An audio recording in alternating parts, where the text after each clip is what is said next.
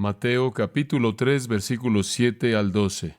Los frutos del verdadero arrepentimiento. Los frutos del verdadero arrepentimiento. En nuestro último estudio conocimos al hombre más grande que jamás vivió, un hombre llamado Juan el Bautista. En Mateo 11:11 Jesús dijo que entre aquellos que son nacidos de mujer no se ha levantado uno más grande, mayor que Juan el Bautista. Hasta su época, él fue el hombre más grande que jamás vivió. Mateo presenta a Juan porque Mateo tiene como propósito e intención en su libro, su evangelio, el presentarnos a Jesús como rey. Y todos los reyes siempre tuvieron heraldos, personas que anunciaban su llegada, precursores, personas que venían antes que ellos, que preparaban el camino y anunciaban que el rey estaba a punto de llegar. Y de manera coherente con el énfasis de Mateo en el hecho de que Jesús es un rey, encontramos como su presentación que, como todo rey, él tiene un heraldo, él tiene un proclamador, él tiene alguien que está ahí proclamando, anunciando que él viene y está preparando el camino para él. Y entonces esto encaja de manera hermosa con el propósito de Mateo, el presentar algo de este hombre, Juan el Bautista. Ahora, en nuestro estudio juntos, la última vez, hace 2 semanas atrás, señalamos acerca de Juan que hubieron ciertas cosas que lo hacían grande.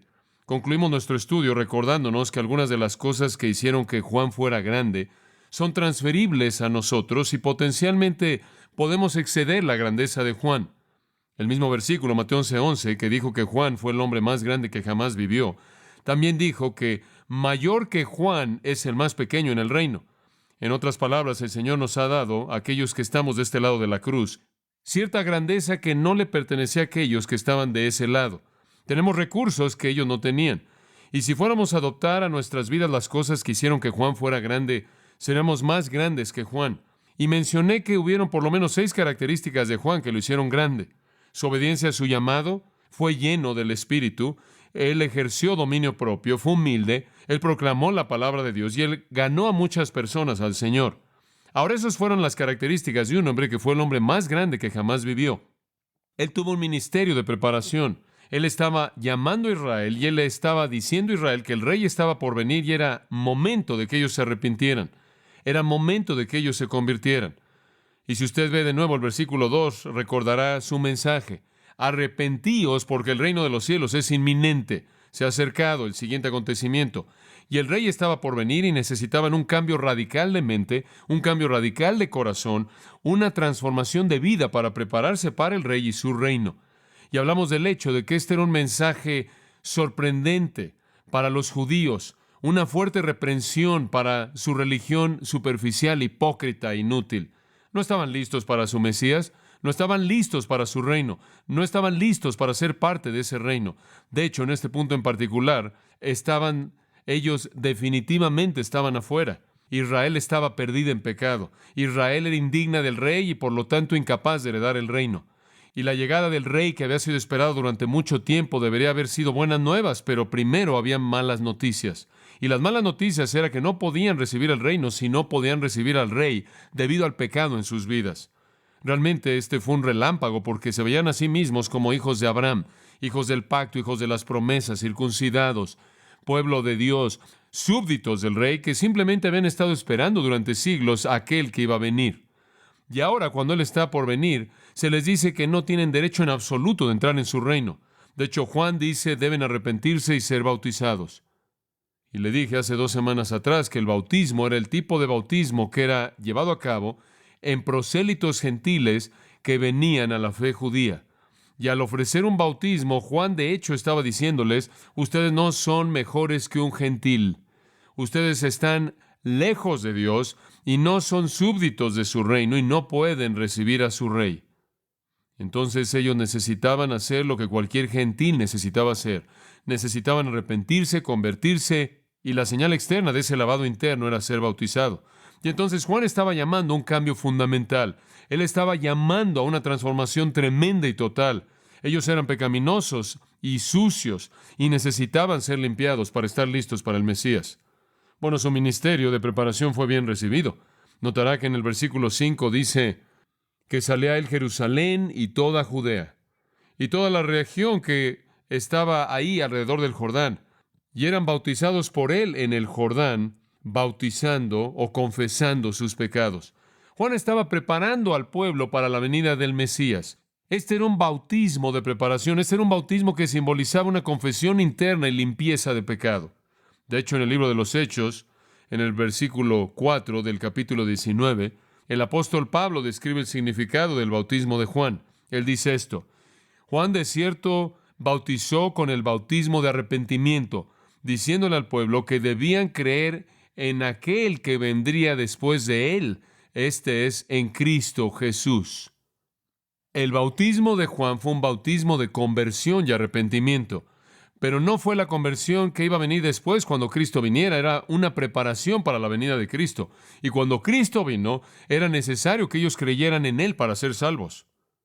Es en este sentido quizás que usted lo puede entender. El bautismo de Juan los hizo un verdadero santo del Antiguo Testamento, pero necesitaban, cuando Cristo viniera, ser hechos un verdadero santo del Nuevo Testamento. Por ejemplo, en el capítulo 19 de Hechos, el cual le acabo de leer, habían algunos discípulos de Juan el Bautista, y cuando el apóstol Pablo les dijo, ¿en qué bautismo fueron bautizados? Ellos dijeron el bautismo de Juan. Y después él les dijo, pero el bautismo de Juan fue únicamente un bautismo de arrepentimiento, y deben creer en aquel que iba a venir después de él. Y entonces ellos creyeron y de nuevo recibieron a Cristo y fueron bautizados ahí en el Espíritu Santo. Entonces, lo que realmente sucedió en Hechos 19 es que personas que se habían convertido en santos del Antiguo Testamento en el sentido genuino bajo Juan, se volvieron santos del Nuevo Testamento bajo el ministerio del apóstol Pablo. Cuando confesaron sus pecados y enderezaron sus corazones delante de Dios bajo Juan, ellos creyeron en el Señor Jesucristo cuando Él llegó.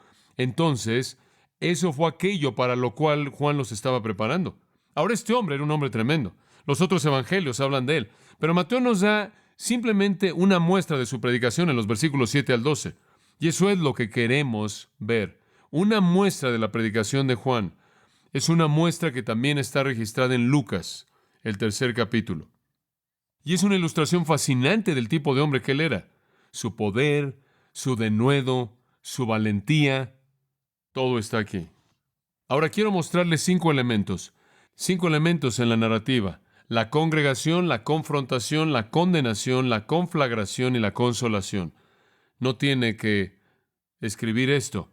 La congregación, la confrontación, después la condenación, después la conflagración venidera y una palabra final de consolación. Y yo creo que esta porción de las Escrituras es una de las presentaciones más claras de arrepentimiento genuino salvador en todo el Nuevo Testamento. Ahora, la escena para el sermón es la siguiente. El sermón que Juan predicó. Desde el versículo 5 y 6 sabemos que la gente venía a ver a Juan en multitudes. Estaban emocionados por la venida del Mesías. Muchos de ellos realmente eran genuinos. Querían corregir sus vidas, querían realmente confesar su pecado, querían arrepentirse y convertirse y prepararse y recibir al Rey y su reino. Estaban emocionados por ello y vinieron a Juan, un remanente piadoso, algunas personas realmente sólidas y honestas, y estaban escuchando y estaban convirtiéndose y eran bautizados y estaban listos para el Rey. Eran personas sinceras, genuinas, arrepentidas. Pero no todas fueron tan genuinas y no todas fueron tan sinceras y no todas fueron tan reales. Veamos el texto y en primer lugar observe la congregación, una congregación muy especial. Ahora en el Evangelio de Lucas, capítulo 3, Lucas nos presenta que estas palabras fueron oídas por la multitud entera. Entonces el diálogo que se lleva aquí con esta congregación especial no fue solo con ellas, sino que fue oído por todo mundo. La multitud entera oyó todo lo que él dijo. Entonces fue algo bastante devastador. Pero él se concentra en una congregación específica que se apareció ahí. Versículo 7. Al ver él que muchos de los fariseos y de los saduceos venían a su bautismo, o para bautismo, esa es la traducción correcta. Cuando él vio a muchos de los fariseos y saduceos que venían para bautismo, y deténgase ahí. Ahora aquí se nos presenta la congregación. Hay una multitud entera, y la multitud entera oyó lo que Juan dijo, pero identificadas de manera específica por parte del Espíritu Santo a través de Mateo, está la congregación especial de los fariseos y saduceos, y ellos vienen para el bautismo. El uso del pronombre epi aquí es un uso de propósito. Se refiere a propósito. Ellos vinieron con el propósito de ser bautizados. Ellos iban a meterse en este asunto. Y la respuesta de él a ellos también indica que ellos habían venido para bautizarse porque él cuestiona la legitimidad de sus deseos. Pero antes de que avancemos, tenemos que descubrir quiénes eran. Ahora, conforme usted estudia el Nuevo Testamento, los registros del Evangelio, usted constantemente se encuentra con los fariseos y los saduceos. Algunas veces son designados como los principales sacerdotes y los ancianos, pero normalmente esas personas o eran fariseos o saduceos. ¿Quiénes son? ¿Por qué vinieron? ¿Eran sinceros? ¿Qué era lo que realmente había en su mente? El judaísmo, en su mayoría en ese entonces, tenía tres sectas pequeñas especiales o grupos dentro del mismo, tres que en cierta manera tenían un énfasis en particular. El grupo número uno y el que más conocemos eran los fariseos y eran el más grande en número. El grupo número dos eran los saduceos y el grupo número tres, y sabemos muy poco acerca de ellos a partir del Nuevo Testamento, aunque arqueológicamente hemos descubierto algunas cosas interesantes acerca de ellos. El tercero fueron los escenos. Los escenos. La razón por la que no sabemos mucho de ellos es porque vivían allá afuera en el desierto y en cierta manera eran una especie de ermitaños. Fueron ellos los que copiaron las escrituras que nos dejaron los rollos del Mar Muerto. Usted tenía los fariseos, los saduceos y los escenos, y realmente eran las sectas mejor conocidas o grupos dentro del judaísmo. Ahora, los que son importantes en el registro del Evangelio, porque eran parte elemental de la vida judía, eran los fariseos y saduceos. Ahora, ¿cuándo ellos entraron a la escena? Realmente no sabemos, es muy oscuro, es muy difícil saber cuándo comenzaron. Ninguno de los dos sabemos, pero entremos en el punto en el que los fariseos existían y veamos si podemos reconstruir quiénes eran y de dónde vinieron. Ellos eran sucesores de un grupo conocido como los Hasidim. Hasidim, si quiere escribirlo, los Hasidim. Ahora, Hasidim quiere decir pío en hebreo, los piadosos, los píos o los santos. Ahora le voy a dar un poco más de historia. Usted va a escuchar mucho de esto en Mateo, así que más vale que se acostumbre a esto. Hay un periodo entre el Antiguo y el Nuevo Testamento, ¿no es cierto? ¿Se acuerda de ese periodo de 400 años de silencio profético? Se llama el periodo intertestamentario. Ahora, durante ese periodo tenemos historia fascinante y tenemos mucha información acerca de esa historia de ese periodo, debido a algunos de los libros que son llamados los apócrifos. No son libros inspirados, pero son los libros que nos dan un poco de información acerca de la historia. Ahora, durante esos 400 años, los griegos gobernaron en Israel. ¿Está claro? Este fue el tiempo del gran imperio griego, y los griegos gobernaron en Israel. También fue el periodo de tiempo cuando los judíos realmente se enojaron por la manera en la que los griegos gobernaron. Y usted conoce un hombre llamado Antíoco Epífanes, quien fue un gobernante griego en Israel, quien era un hombre horrible, usted sabe. Ellos entraron ahí, mataron a un cerdo en el altar y le metieron el cerdo a la garganta del sacerdote, lo cual fue algo muy malo que hacer, créame, si usted quería incitar al pueblo judío. La Biblia les había prohibido que comieran cerdo y ellos se burlaron de eso. Bueno, durante el periodo del gobierno griego, se levantó ahí en el judaísmo un grupo llamado los Hasidim. Eran los piadosos, los dedicados, los devotos, los consagrados, los espirituales. Y ellos literalmente menospreciaron la cultura griega. Y ellos menospreciaron la costumbre griega. Ellos querían adherirse de manera estricta a los principios del judaísmo. Eran devotos y piadosos y también eran súper patriotas. De hecho, ellos ayudaron ahí en la Revolución Macabea, en la que Judas Macabeo, quien fue un judío, y sus hijos encabezaron una revolución. Hombre, ellos realmente apoyaron esa revuelta. Ellos fueron parte de esa lucha heroica porque al principio de la Revolución Macabea realmente fue propagada básicamente por convicción religiosa.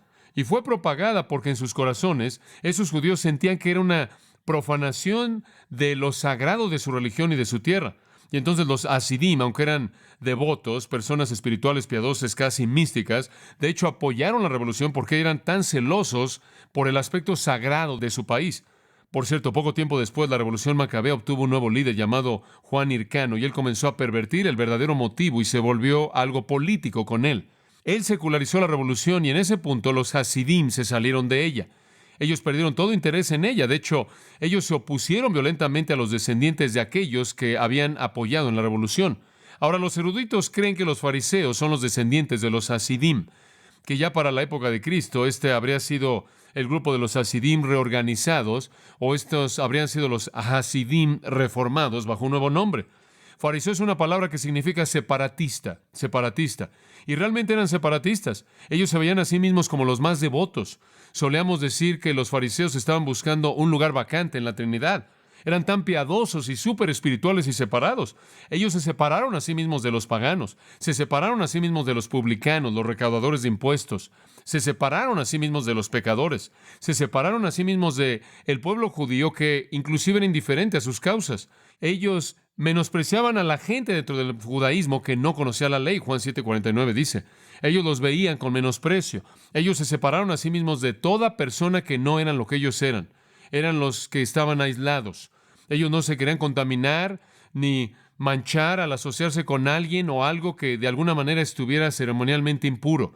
Y como usted puede ver, lo que sucedió es que todo comenzó en cierta manera bien con los hasidim, pero ya cuando llegamos a los fariseos reorganizados, ellos pervirtieron todo. Y no había nada de vida interna que quedara. No había una devoción real, no había una consagración real, no había una piedad real. Todo era algo externo, farsante, para presentarse por encima de todos los demás como las personas realmente superespirituales. Ellos literalmente eran los fanáticos de la justicia propia. Ellos se aislaron, Lucas 7:39 nos dice, de todos los pecadores. Y ellos trataron de condenar a Jesús por acercarse a pecadores, ¿se acuerda de eso? Ellos lo confrontaron por estar cerca de los borrachos y los pecadores, de cualquier tipo de personas como esas. Ellos trataron de forzar a Jesús para que entrara en ese tipo de justicia personal fanática. Los historiadores nos dicen que cuando ellos regresaban del mercado, del lugar comercial, inmediatamente llevaban a cabo una serie de lavamientos. Antes de que comieran algo, Marcos 7, versículo 4, ellos llevaban a cabo estos lavamientos porque temían que se hubieran topado con alguien mientras estaban allí en el centro comercial, quien era una persona inmunda. Ahora, ya para el tiempo de Cristo, el concepto entero del patriotismo se había acabado. Ellos habían perdido su patriotismo, eso en cierta manera se fue con los hasidim. Ellos perdieron su verdadera piedad. Ellos no eran nada más que hipócritas farsantes.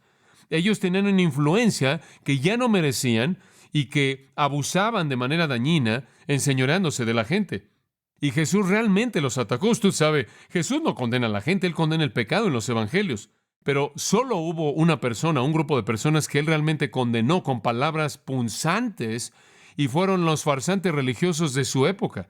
Él perdonó a personas que fueron sorprendidas en adulterio. Él enfrentó el pecado y nunca condenó a pecadores hasta que llegó a los farsantes religiosos y Él los confrontó. De hecho, su último mensaje en Mateo 23, ahí Él desató una tormenta de condenación contra ellos. Y entonces eran los farsantes espirituales. Eran muchos de ellos y era muy popular. Bueno, si usted entraba al grupo de los fariseos, usted se volvía alguien espiritual.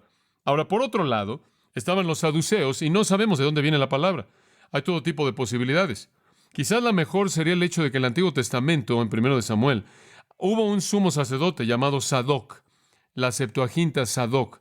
Y algunos creen que ellos adoptaron su nombre de Sadoc y de ahí obtuvieron la palabra saduceo, porque básicamente eran de la clase sumo sacerdotal. No sabemos si eso es verdad. Esa es una buena suposición, me imagino. Pero eran lo opuesto a los fariseos porque eran los que hacían concesiones. Ellos en particular no les importaba que se metiera, se infiltrara la cultura griega. A ellos les importaba poco las costumbres griegas. Ellos eran los que buscaban estar trabajando en armonía con Roma y buscaban obtener todo lo que podían de ella. Los sumos sacerdotes en la época de Jesús eran saduceos. Eran los que hacían concesiones. Ellos no creían en ninguna resurrección y entonces no tenían que preocuparse por cómo vivían porque no había ninguna consecuencia. Ellos, usted sabe, simplemente ellos disfrutaban de la vida y eso era todo. Para ellos todo era el aquí y ahora y saque el mayor provecho que puedas, disfrútalo mientras puedas. Y entonces ellos hacían todo lo que podían políticamente para asegurarse de que realmente disfrutaran de lo que Roma les podía ofrecer y ellos jugaban el juego político para poder entrar a las posiciones de poder. Ellos eran pocos en número, extremadamente ricos. Eran un grupo sacerdotal, y el sumo sacerdote, por cierto, casi es un sinónimo cuando usted ve eso en la Biblia. El término sumo sacerdote o principal sacerdote en el Nuevo Testamento es casi sinónimo de saduceo. A ellos lo que más les preocupaba era producir dinero, y ellos estaban a cargo de las franquicias del templo. ¿Dice usted qué? Oh, sí, ellos tenían un negocio enorme en el templo. Cuando cierta fiesta venía, de hecho, a lo largo del año entero, cuando la gente llegaba, peregrinos de otros países para hacer sacrificios, lo primero que tenían que hacer era cambiar su dinero porque tenían que comprar animales para el sacrificio. Y en el templo ellos vendían todo. Las palomas y las cabras y las ovejas, todo lo vendían ahí. Ellos proveían todo y cuando esos peregrinos entraban al templo, primero tenían que cambiar su dinero para poder comprar cosas en Jerusalén. Y el lugar en el que usted cambiaba su dinero era en el templo. Y claro, ellos cargaban un interés exorbitante para que alguien cambiara el dinero. Y después lo que hacían es que se daban la vuelta, iban a comprar los animales y pagaban precios increíbles por los animales y los saduceos estaban enriqueciéndose más y más y más. Y esa es la razón por la que Jesús entró ahí con un látigo y los limpió. Y cuando él limpió eso es cuando él hizo que los saduceos se volvieran contra él, porque él estaba tocando su negocio. Y esa es la razón por la que gente como Anás y Caifás lo odiaban durante el resto del tiempo que él vivió y ministró, hasta que finalmente lo llevaron a la cruz. Entonces eran ricos, eran políticos, eran influyentes y muchos de ellos estaban en el Sanedrín. Ellos buscaban la armonía con Roma. El fariseo era mucho más popular con el pueblo, porque el fariseo, en cierta manera, de manera mínima, era patriota, mientras que los saduceos eran odiados por el pueblo, en su mayoría, porque ellos eran amables con sus conquistadores. Ahora, las diferencias primordiales entre el fariseo y el saduceo son estas, y se las voy a dar de manera muy simple. La primera está en Hechos 23, versículo 6. Aquí es donde encontramos la primera diferencia, y es en teología básica. Hechos 23. Ahora, cuando Pablo percibió que una parte del grupo eran saduceos y la otra fariseos, hombre, él sabía que estaba en una posición muy buena. Él sabía cómo comenzar ahí un problema. Entonces él clamó: varones y hombres, yo soy fariseo, el hijo de un fariseo. De la esperanza y la resurrección de los muertos se me cuestiona. Hombre, realmente él le dio al clavo porque a los fariseos les preocupaba mucho la resurrección. Ellos les gustaba esa idea. Escuche, un fariseo literalmente vivía para la resurrección. Pasaba su vida entera asegurándose de que guardara todo aspecto minúsculo de la ley, esperando que algún día, cuando todo terminara, hombre, él pudiera estar en la resurrección glorificado. Escuche, esos hombres vivían para la resurrección. Escuche, ellos decían no a todo en esta vida para que pudieran hacer que Dios los viera con buenos ojos, para que entonces pudiera él decirle sí a todo en la vida venidera. Usted no vive de la manera en la que ellos vivían, a menos de que supiera que usted iba a recibir beneficios después. Ellos vivían a la luz de regla tras regla, tras regla, tras regla, esperando llegar al mundo venidero. Por otro lado, los saduceos ni siquiera creían en la resurrección, y entonces él simplemente vivían mientras ellos podían. Y entonces cuando Pablo se pone de pie y dice: yo soy fariseo de fariseos que esperen la resurrección, él realmente causó una división entre ambos y él obtuvo lo que quiso. Versículo 7, y cuando él dijo eso, hubo una disensión entre los fariseos y los saduceos. Él los metió en un argumento teológico y la multitud estaba dividida porque los saduceos dicen que no hay resurrección. Bueno, de cualquier manera, ellos dijeron: no hay resurrección, ni ángel, ni espíritu, pero los fariseos confiesan ambos. Entonces se metieron realmente en un debate teológico. Ellos no creían en ninguna resurrección, no creían en nada espiritual, no creían en ángeles. En otras palabras, ellos creían que todo era aquí y ahora en el mundo físico y eso era todo. Y entonces se metieron en esta gran pelea. Ellos contendieron fuertemente, dice en el versículo 9. Entonces las diferencias primordiales eran religiosas. En primer lugar, ellos diferían acerca de la eternidad, del futuro. En segundo lugar, ellos tenían una perspectiva diferente de las Escrituras. Esto es muy interesante. Los fariseos reconocían, ahora escucha esto, dos normas o dos estándares de verdad divina, dos estándares. Una era el Antiguo Testamento y la segunda era la tradición oral. Y en ese sentido eran muy parecidos a qué iglesia en la actualidad. La Iglesia Católica Romana, en donde usted tiene las Escrituras más la tradición. Ellos creían que las Escrituras, esa era una manera en la que usted recibía la revelación de Dios, y en segundo lugar, mediante la tradición oral. Y hombre, ellos habían añadido a las Escrituras la tradición oral por parte de los rabinos a lo largo de los siglos para inventar sus leyes y sus códigos. Y esa es la razón por la que cuando Jesús los confrontó en Mateo 15, Él dijo: ustedes han destruido la ley de Dios con su tradición. Pero ellos creían en dos fuentes. Los saduceos, por otro lado, creían en solo una. Y de hecho, ellos creían que solo las Escrituras, no la tradición oral. Ellos rechazaban todo eso, todas esas ceremonias que habían sido añadidas al Antiguo Testamento. Y voy a dar un paso más hacia adelante. Ellos creían en solo los 5 libros de Moisés, que esos eran los únicos, que eran los que eran superiores, de tal manera que eso colocaba el Pentateuco inclusive por encima del resto del Antiguo Testamento. Ellos pensaban que el Antiguo Testamento era importante, pero los 5 libros de Moisés fueron aún más importantes. Entonces ahí había una diferencia. Y después, en tercer lugar, había una diferencia. En primer lugar, entonces, en su perspectiva del futuro, había una diferencia en su perspectiva de las Escrituras. Y en tercer lugar, había una diferencia en su perspectiva de la soberanía y el libre albedrío. Lo voy a decir de esta manera. Los escenos eran calvinistas duros. No hubo ningún calvinista en esos días porque Calvino todavía no había nacido. Pero los escenos eran el grupo de soberanía fuerte, sin libertad. Usted no tiene ninguna opción. Todo es así y así y así. Dios lo estableció y nadie va a recibir nada con nada, ninguna libertad. Por otro lado, los saduceos rechazaron de manera total un decreto divino y eran los arminianos antiguos. Ellos dijeron, todo es opcional para todos. Dios simplemente está diciendo, hombre, yo espero que estas personas hagan esto, y las personas que estaban a la mitad del camino eran los fariseos. Ellos creían en el decreto divino y la libertad del hombre. Y entonces, este es simplemente otro lugar en donde ellos diferían. Ellos querían aferrarse a un decreto, los fariseos, y los saduceos en absoluto. Bueno, eso en cierta manera le da algo de distinción. Y esa es la razón por la que es tan sorprendente. Ahora escucha esto. Se da cuenta de que a lo largo de la historia de los fariseos y saduceos, ellos nunca tuvieron nada en común fuera de su odio mutuo en contra de Jesucristo. Es sorprendente. Eso es lo que los unió. Y una vez que Jesucristo entró a la escena, inclusive cuando su precursor entró a la escena, Juan el Bautista, ellos se unieron porque vieron a alguien y un mensaje que era una amenaza a su seguridad. Por cierto, los saduceos se desvanecieron de la existencia en el año 70 después de Cristo. Cuando la destrucción del templo vino, los saduceos simplemente desaparecieron.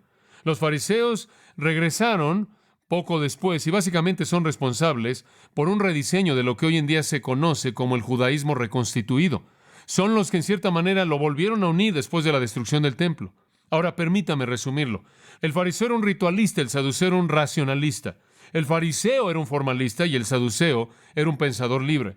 El fariseo era un separatista y el saduceo era un escéptico. El fariseo era alguien que era común y corriente y el saduceo era un aristócrata. Entonces, en términos de lo que eran en la vida, habían diferencias. En términos de lo que ellos creían, había una diferencia. En términos de su enfoque a la religión, había una diferencia. Pero quiero que entienda algo muy importante. Aunque ellos diferían, ellos estaban en acuerdo perfecto en una cosa, y esa cosa era esta: que usted por sus propias obras puede ganarse lo que usted quiera. ¿Se da cuenta?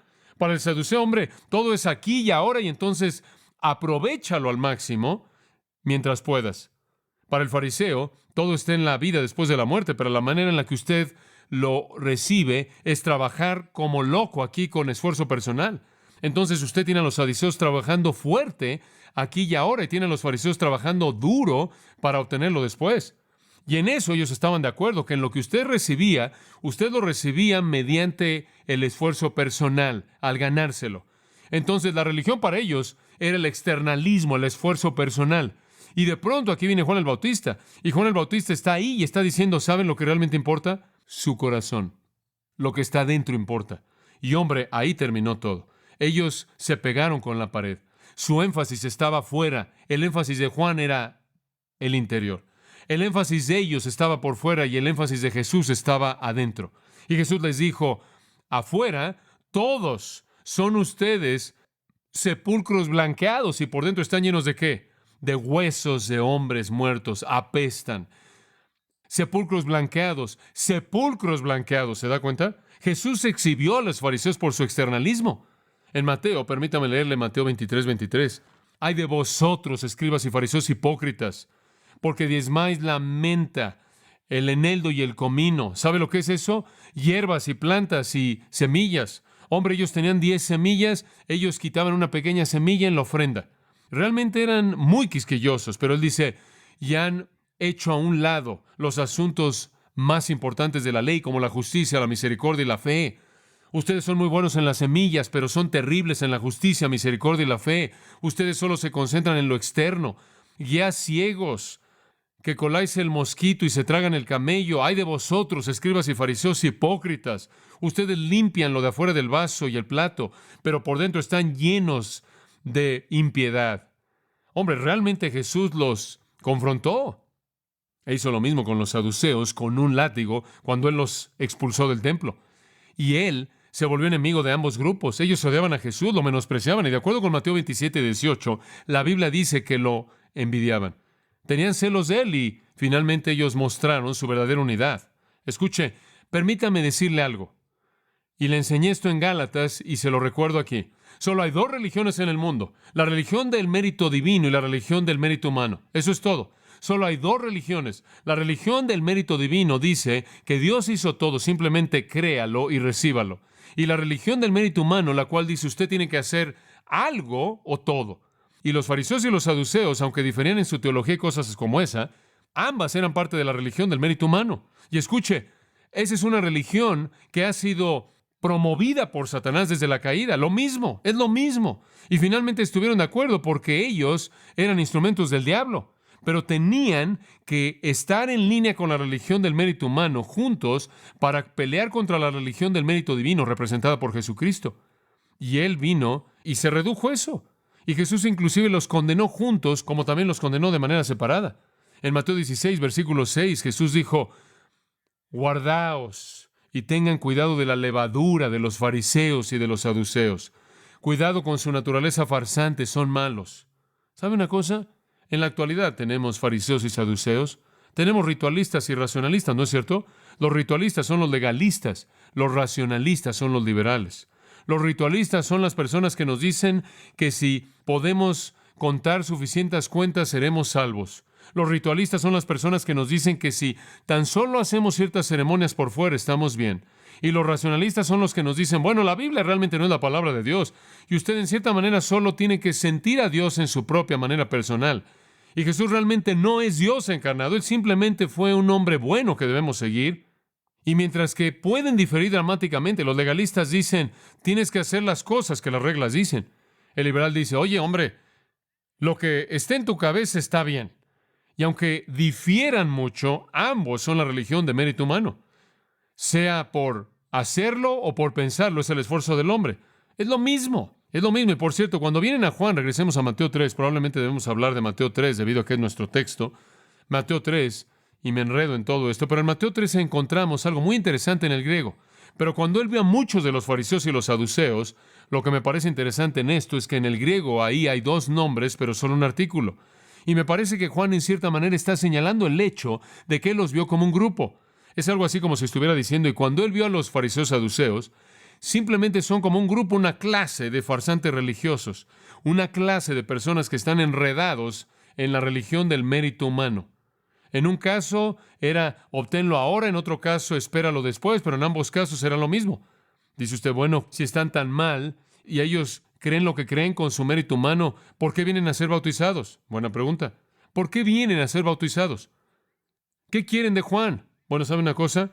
La Biblia no nos dice por qué vinieron, pero le voy a dar algunas razones en las que pensé. En primer lugar, pudieron haber venido porque eran curiosos. Digo, si la ciudad entera de Jerusalén salió ahí, usted sabe que van a salir. Y es sorprendente que ellos se dieron cuenta que era una amenaza también para ellos, ¿verdad? De lo contrario, no se habían unido. O por lo menos podemos asumir que estaban unidos porque aparecen juntos de manera tan frecuente después de esto. Y creo que también la Biblia nos dice, usted sabe, que todos los hombres perciben que Juan el Bautista era un profeta, y creo que ellos se sintieron intimidados por la población que pensaba que este hombre era un profeta de Dios. Y quizás inclusive ellos tenían algunas verdaderas preguntas porque había habido un silencio profético durante 400 años. Quizás ellos pensaron que la gente estaba bien. Quizás el hombre es un profeta. Ciertamente no podemos quedarnos aquí, quedarnos como ignorantes mientras que todo el mundo en la ciudad está saliendo a ver qué estaba pasando. Tenemos que saber quién es este hombre. Y entonces, bajo la presión de la curiosidad y la presión de la gente que está creyendo que es un profeta, ellos aparecen. Y también tengo otra cosa. Creo que quizás ellos pensaron que si no se unían a la gente, podrían haberse quedado afuera y la gente entonces habría sabido algo que ellos no sabían y hubieran perdido su influencia. Y creo que también ellos probablemente querían meterse al movimiento para que pudieran llegar a la cima y apoderarse. Escuche, eso es algo antiguo. Tenemos eso en el cristianismo en la actualidad. Encontramos a todo tipo de personas que están a cargo de iglesias y a cargo de organizaciones en el cristianismo que no son cristianos. Satanás mete a esas personas ahí. El apóstol Pablo nos dijo eso. Cuidado, porque cuando yo me vaya, lobos rapaces entrarán sin perdonar al rebaño. Cuidado con los falsos maestros, cuidado con los falsos apóstoles, cuidado con la gente que quiere entrar y quiere apoderarse de la iglesia, líderes falsos. Ellos querían entrar. Este era un movimiento que iba a hacer una diferencia. Si este era un movimiento que iba a cautivar a la gente, entonces ellos estaban dispuestos a inclinarse para conquistar. Ahora usted puede ver que todas eran las razones equivocadas. No había arrepentimiento real, no había confesión real de pecado, no había una espiritualidad honesta, no había una búsqueda real de Dios, no había una tristeza genuina que despedazaba el corazón, no había deseo porque un corazón pecaminoso se volviera justo para prepararse para el Rey venidero y su reino. Eran tan arrogantes y eran personas que estaban tan involucradas en la justicia personal que se exaltaban a sí mismas y creían que eran los exaltados en el reino y simplemente podían venir como eran y sin arrepentirse. No hubo conversión alguna ni transformación, simplemente eran hipócritas e engañosos. Simplemente salieron caminando, preocupados por sus propias cosas, y se encontraron con Juan, y no sé qué es lo que supieron de este hombre, pero estoy seguro que ellos no recibieron lo que esperaban. Entonces pasamos de la congregación a la confrontación. Observe lo que sucede. ¡Qué saludo! Cuando él los vio venir por el bautismo, ellos iban a llevar a cabo su farsa, como puede ver. Ellos estaban ahí en una actuación, iban a ser bautizados, iban a hacer que todos pensaran que realmente eran parte de todo esto y quedarse en una posición de liderazgo en la comunidad.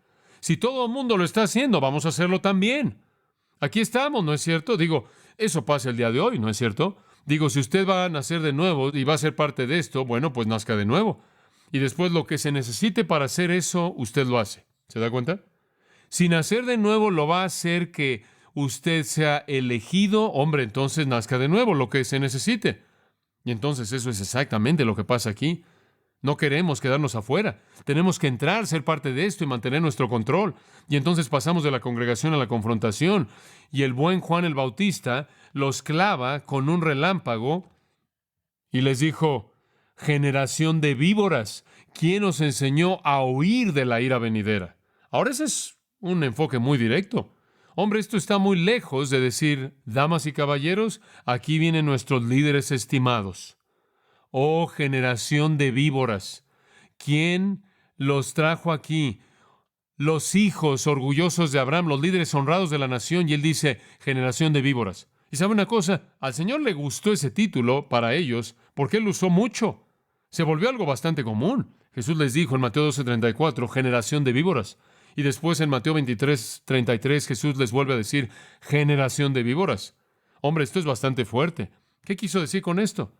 Bueno, Él exhibe en una expresión el pecado grande y fatal que los caracterizaba. Él los condena instantáneamente como farsantes religiosos. Permítame decirle por qué. Víboras, equidna, es una palabra griega interesante. Se refiere a una víbora del desierto pequeña, venenosa, muy conocida por Juan el Bautista. Y esa víbora era tan engañosa, se veía como una rama muerta o un pequeño palo, una pequeña vara, y se quedaba inmóvil hasta que alguien comenzaba a recoger varas para quemarlas en el fuego y ¡fiu! Eso es exactamente lo que sucedió en Mileto, en Hechos 28. Usted recuerda, en el versículo 3. Ahí con la fogata, y Pablo estaba ahí en el fuego, y eso se veía como una vara, y mordió a Pablo en Hechos 28. Esa era la víbora engañosa. Atacaban de manera repentina, y metían sus dientes, y liberaban su veneno. Ahora Él no solo los llama víboras, Él los llama generación de víboras, porque simplemente eran el producto de personas que los precedieron. Realmente habló del pecado de sus padres, pero eran hipócritas mortales. Ellos estaban envenenando una nación entera con su engaño fatal. Ellos se presentaban como si fueran personas que no hacían daño a nadie, pero eran venenosas. Y por cierto, era apropiado que los llamara víboras, porque aquel en quien encontraban su origen, su propio líder, no era nada más que una víbora misma. ¿Y quién era esa persona? Satanás. Apocalipsis capítulo 12, versículo 9. Y Apocalipsis capítulo 20, versículo 2. Satanás es visto como una serpiente. Él es una serpiente en el huerto. Juan 8, él es un engañador, él es un mentiroso. Y entonces él los llama venenosos, víboras, venenosas, engañosas. Y después él les dice esto. Esto es simplemente increíble. Les dice: ¿quién os enseñó a huir de la ira venidera? Y esto encaja con las víboras. Juan conocía muy bien el desierto, y básicamente en el desierto, si usted estuviera ahí el día de hoy, usted vería esto. En lugares en el desierto había pasto, había césped, que no era muy grande, muy largo, estaba muy seco, y usted ve partes de esto. Quizás algunas veces queda ahí de una cosecha, pero algunas veces está creciendo por ahí. Quizás el agua del Jordán permitiendo que hubiera algo de crecimiento, y después, conforme el calor del verano viene y el Jordán se vuelve algo más estrecho, se seca, y está muy seco, y después, de vez en cuando, ahí en el desierto, así como Juan bien lo sabía, usted ve estos pequeños arbustos con espinas que no tienen agua. Están en una situación de sequedad extrema, y algunas veces un incendio en el desierto vendría.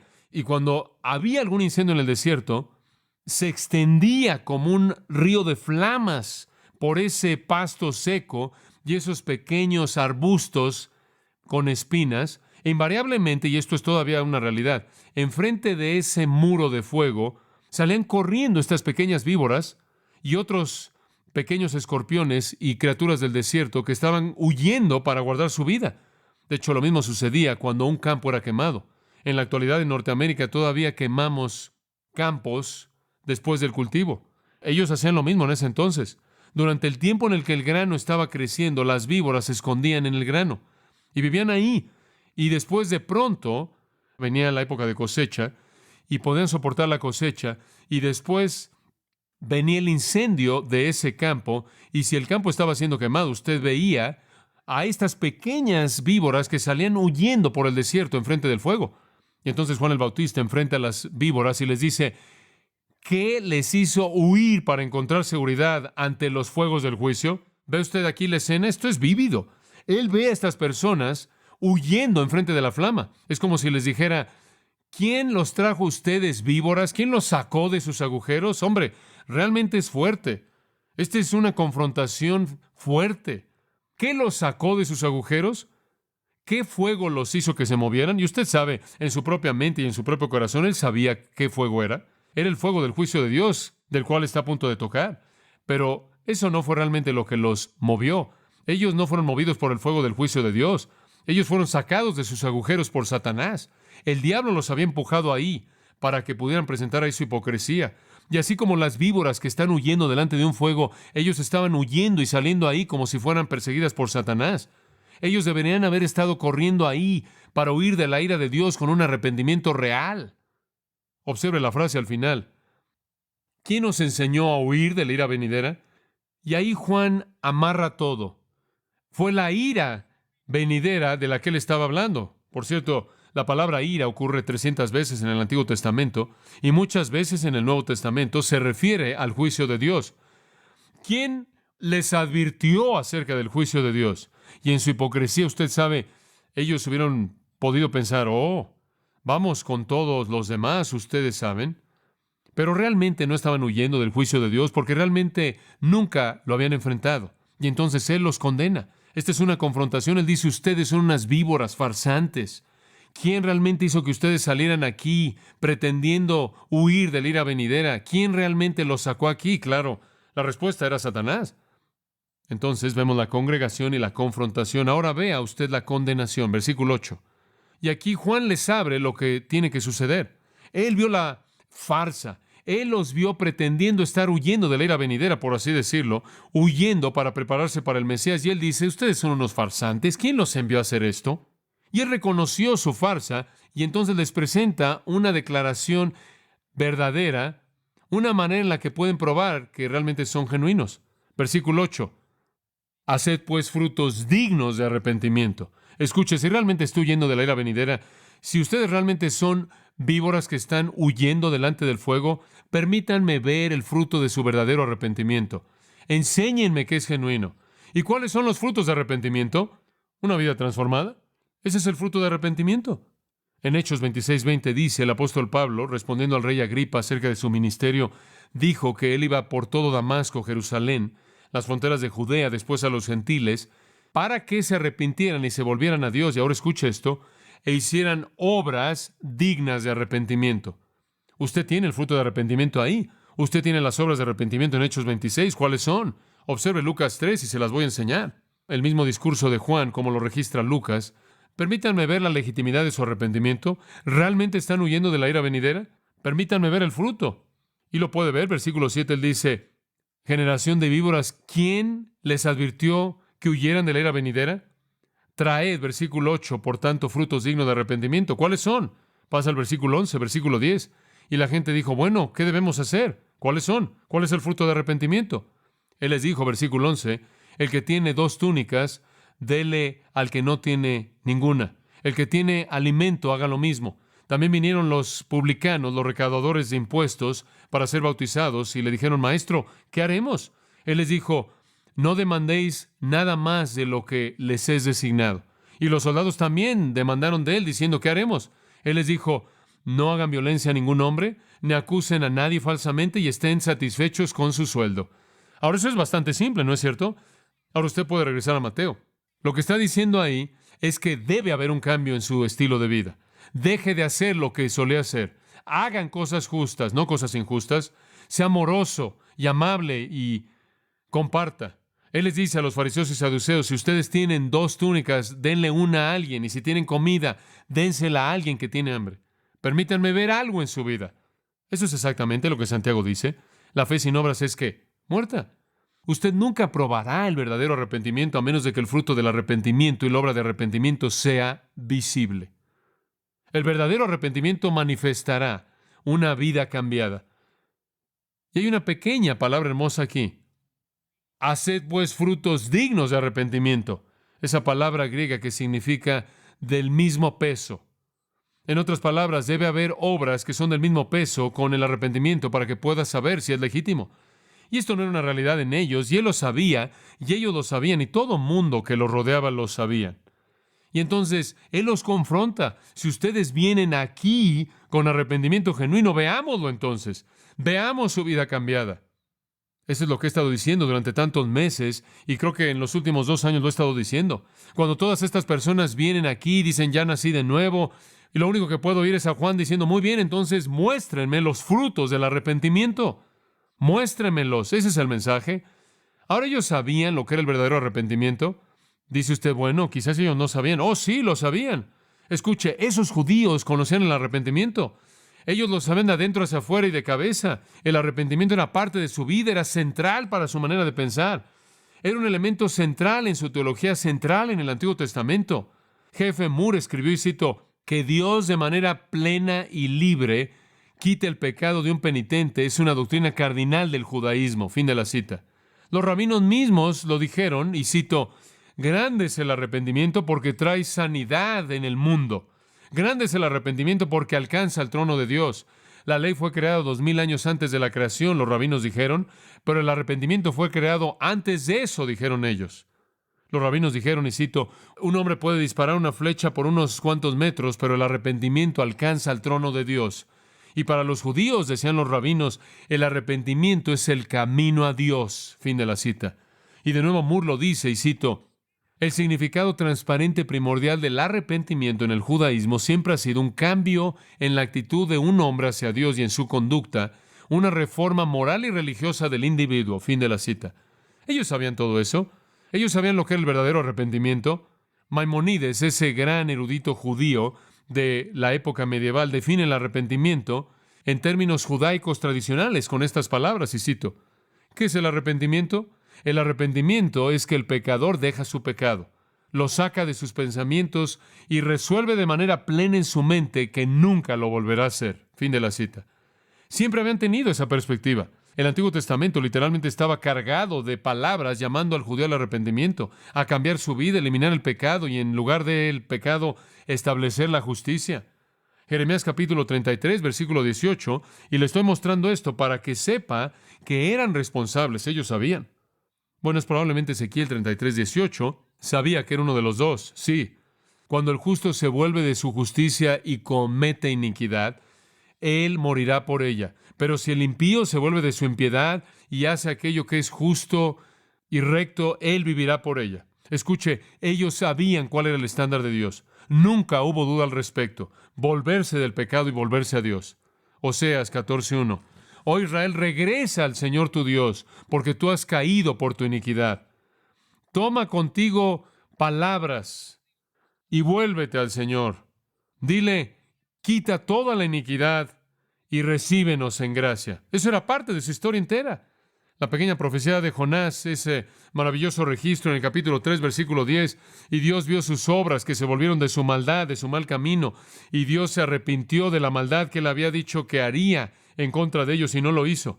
¿Quieres saber algo maravilloso en ese versículo? Dice que Dios vio sus ¿qué? Sus obras. ¿Sabe usted cómo Dios evalúa el arrepentimiento? Escúcheme. ¿Sabe usted cómo Dios evalúa el arrepentimiento? ¿Por qué? Sus obras, su fruto. No dice que Dios leyó sus pensamientos. No dice que Dios oyó sus oraciones. Dice que Dios vio sus obras. De hecho, los maestros judíos solían enseñar que uno de los versículos más importantes en el Antiguo Testamento era Isaías, capítulo 1, porque en el versículo 16 había 9 normas de arrepentimiento. Lávense ustedes mismos, límpiense, quiten la maldad de sus obras delante de mis ojos, dejen de hacer maldad, aprendan a hacer el bien, busquen la justicia, alivien al oprimido, juzguen a los huérfanos, rueguen por la viuda. Eso es algo fabuloso. Como puede ver, así es como todo comienza. Primero usted se lava a sí mismo y después se limpia y quita la maldad delante de sus ojos y deja de hacer maldad. Y después aprende a hacer lo que está bien y después busca la justicia. Y como puede ver, comienza desde adentro y después se manifiesta afuera y después usted alivia al oprimido, juzga al huérfano y ruega por la viuda y todo se alinea en obras las cosas que usted hace para manifestarlo. Escuche, los judíos conocían el arrepentimiento. Ellos lo conocían no como una tristeza sentimental, sino como una verdadera transformación de vida. Ellos lo sabían. Ellos sabían lo que era y ellos sabían que eran farsantes. Los fariseos y los saduceos deberían haber conocido los frutos del arrepentimiento. Ellos deberían haber conocido las obras del arrepentimiento. Y entonces Juan el Bautista les dice, haced pues frutos dignos de arrepentimiento. Si ustedes están realmente aquí buscando ser bautizados, entonces veámoslo. Veámoslo. El arrepentimiento, decían los rabinos, es como el mar. Un hombre puede bañarse en él en cualquier hora. ¿Y sabe usted una cosa? No puedo evitar sino pensar conforme veía este versículo. ¿Se da cuenta de que el versículo 8 de hecho es una invitación? Mientras que es una condena, también es una invitación. Él dice, por favor, les estoy dando la oportunidad. Hagan frutos dignos de arrepentimiento. Los rabinos solían enseñar que las puertas del arrepentimiento nunca se cierran. Así es la misericordia de Dios, que Él recibe inclusive el arrepentimiento secreto. El rabino Eleazar dijo, y estoy citando, es el camino del mundo cuando un hombre ha insultado a su prójimo en público y después de un tiempo busca reconciliarse con él, que los otros dicen, tú me insultas públicamente y ahora quieres reconciliarte conmigo entre tú y yo solos. Ve, trae al hombre en cuya presencia tú me insultaste y me reconciliaré contigo. Pero Dios no es así. Un hombre puede estar de pie y blasfemar en un lugar público al santo, y el santo le dice, arrepiéntete entre nosotros dos solos y te recibiré. Fin de la cita. Nunca olvidaré una ocasión en mi vida cuando pasaron años después de que un hombre que estaba en el ministerio públicamente condenó a otro hombre en el ministerio y se extendió esto. No le voy a mencionar quién es, pero usted sabría. Simplemente lo condenó de este fin del país al otro. El hombre que fue condenado se fue con el otro hombre y dijo, si te he ofendido, lo siento. ¿Aceptarías mi arrepentimiento y me darás tu perdón? Y el hombre lo oí salir de sus propios labios. Le dijo, yo le dije a ese hombre, tú hiciste un problema público de esto, debes presentar un arrepentimiento público antes de que te perdone. Eso es lo opuesto de la manera en la que Dios opera. ¿No le da a usted gusto esto? Los rabinos siempre pensaron que Dios tomaría a un hombre sin importar lo que él hubiera hecho en un lugar público. Si él se arrepentía, Dios lo perdonaba en privado, si nunca nadie lo supiera. Él no tenía que regresar y corregir todo. Y entonces estos fariseos y saduceos, ellos sabían eso. El arrepentimiento les fue extendido, la oportunidad estaba ahí, estaba disponible. Pero Juan fue más allá de eso porque él sabía que ellos no se arrepentirían. Él sabía lo que estaban pensando. Él dijo, y no penséis decir dentro de vosotros mismos. Ahora, ¿no le molesta a usted cuando alguien le lee la mente? Hombre, no penséis decir dentro de vosotros mismos. Abraham tenemos por padre, porque yo os digo que Dios puede levantar hijos a Abraham aún de estas piedras. Ustedes tienen a Abraham como padre.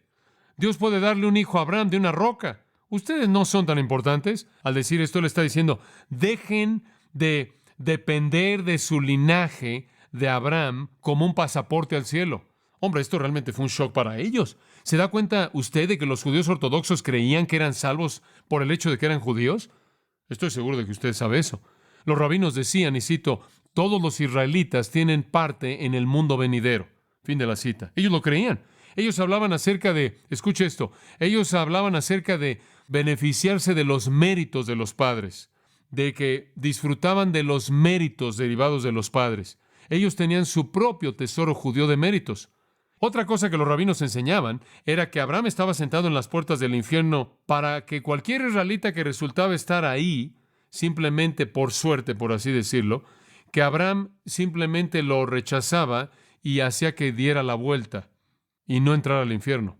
Ellos decían que eran los méritos de Abraham lo que capacitaba a las naves para viajar con seguridad por los mares, y que era debido a los méritos de Abraham que la lluvia descendía sobre la tierra, y que fue gracias a los méritos de Abraham lo que capacitó a Moisés el entrar al cielo y recibir la ley, y que fue debido a los méritos de Abraham que la oración de David fue oída. Inclusive para los impíos estos méritos eran suficientes. Ellos dijeron, si tus hijos fueran meros cuerpos muertos sin vasos sanguíneos o huesos, tus méritos, oh Abraham, serían suficientes para ellos. Ese es simplemente el espíritu que Juan está reprendiendo. Una persona degenerada no puede reclamar la salvación en base a un pasado heroico. Un hijo malo no puede rogar en base a los méritos de un padre santo. Ellos estaban tratando de aferrarse a su nacionalidad. Ellos estaban totalmente mal. Y más adelante, cuando confrontaron a Jesús, la situación empeoró, porque ellos dijeron, somos los hijos de Abraham, tú no nos puedes hablar así. Abraham es nuestro padre. Jesús respondió y les dijo, si ustedes fueran los hijos de Abraham, ustedes harían las obras de Abraham. ¿Se da cuenta? Y regresamos al asunto de las obras, el fruto de arrepentimiento. Pero ahora ustedes me buscan matar, un hombre que les ha hablado la verdad que yo oí de Dios. Abraham no hizo esto. Y después él les dijo, francamente, ustedes son de su padre, ¿qué? El diablo. Ese es su padre, no Abraham. Ningún mérito religioso, ningún nacimiento va a librarlos. ¿Y sabe algo que me parece muy interesante? ¿Sabe usted que el hombre rico en el infierno, en la historia que Jesús contó acerca del hombre rico y Lázaro, ¿se acuerda de eso? El hombre rico fue al infierno. El hombre rico era un hombre cuyo padre era Abraham, es correcto. Su padre era Abraham. Y le voy a decir algo más. Él inclusive oyó a Abraham llamarlo hijo y no le ayudó para nada. Él reconoció a Abraham como padre y Abraham lo reconoció como hijo y no le ayudó de nada. Ningún mérito religioso funciona. Y los fariseos y saduceos que fueron confrontados por Juan se dirigían al infierno porque estaban dependiendo de su descendencia de Abraham para obtener seguridad eterna. Eran judíos y eran tan arrogantes. Y entonces él les dice, ¿Dios puede tomar estas piedras y hacer hijos para Abraham de ellas? ¡Qué declaración! Como puede ver, esto minimiza la importancia de ser un hijo de Abraham. Pero más allá de eso, escuche esto. Es una declaración simbólica, creo yo. Si estos judíos, escuche esto, si estos judíos al convertir sus corazones en piedra, al resistir la gracia convertidora de Dios, si ellos querían hacer eso, si ellos querían convertir sus corazones en piedra, entonces Dios tomaría las piedras sin vida, inútiles, cosas muertas, y las convertiría en sus hijos. Y yo creo que esas piedras son símbolos de los gentiles.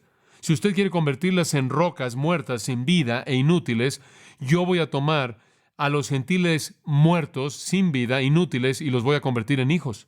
Y en el capítulo 8, versículo 10, Jesús dijo lo mismo. Él conoció un siervo de un centurión que era gentil, y él escuchó y él se maravilló y dijo, de cierto os digo que no he encontrado una fe tan grande en Israel. Nunca he conocido un hijo así. Y aquí hay una roca que puedo convertir en un hijo.